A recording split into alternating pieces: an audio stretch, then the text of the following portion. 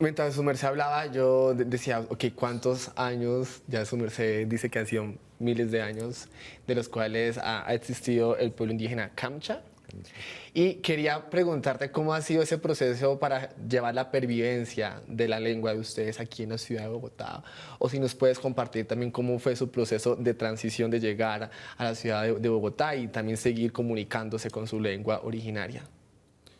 Bueno, el pueblo Kamsra ha sufrido, creo que al igual que todos los pueblos de nuestro país, unos procesos de imposición muy fuertes en cuanto a querer inicialmente evangelizarnos. La religión católica siempre intentó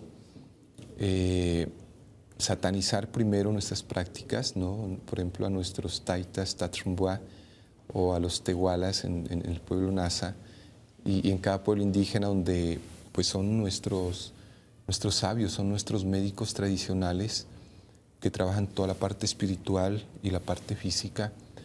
Ellos fueron satanizados, ¿no? Es decir, fueron sus primeros como enemigos que debían ser destruidos, porque ellos son los que sostienen nuestra religión, nuestras prácticas propias, nuestra espiritualidad. Y al llegar a la religión católica, ¿no? Ellos tenían que hacer desaparecer estos personajes que sostienen la espiritualidad.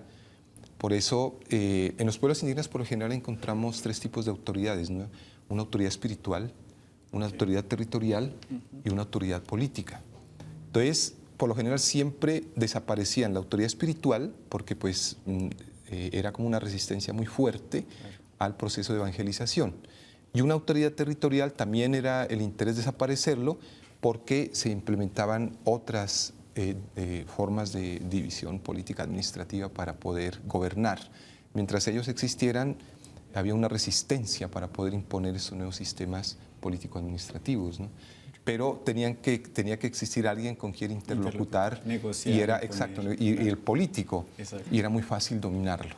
Y eso ocurrió en todos los pueblos indígenas. Entonces, a partir de ahí se generan unas luchas supremamente difíciles, ¿no? Para nuestros pueblos. Imagínense, en el caso nuestro, nosotros somos un pueblo de la cultura del yagé, y hubo un tiempo, yo recuerdo en mi infancia, era muy difícil que nosotros pudiéramos enterarnos de cosas muy secretas que hablaban nuestros papás o nuestros abuelos, pero por ahí se filtraban las cosas, ¿no? Y sentíamos un poco de miedo cuando nuestros papás salían tipo 10, 11, 12 de la noche de nuestras casas, pero ¿a qué, no? Allá no había luz, era todo, la luz eléctrica no existía, pero se iban y nos dejaban solos, ¿no? ¿A dónde iban? Se iban a hacer una práctica de ceremonia de yagé a las montañas, donde nadie se enterara, especialmente los misioneros capuchinos, que fueron los que se asentaron en el Valle de Sibundoy. Allá hacer una práctica espiritual, ¿no?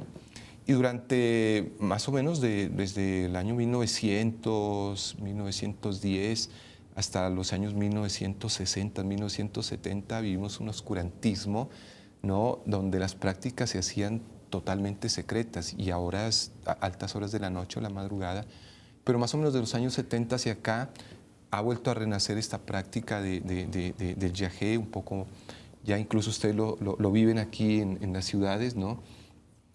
Hay lugares o fechas donde se practica ceremonias de yagé, ceremonias de remedio, pero toda esta historia tan difícil es lo que hizo que desapareciera una gran cantidad de conocimientos y prácticas, ¿no? Y así, en ese estilo, nuestra lengua,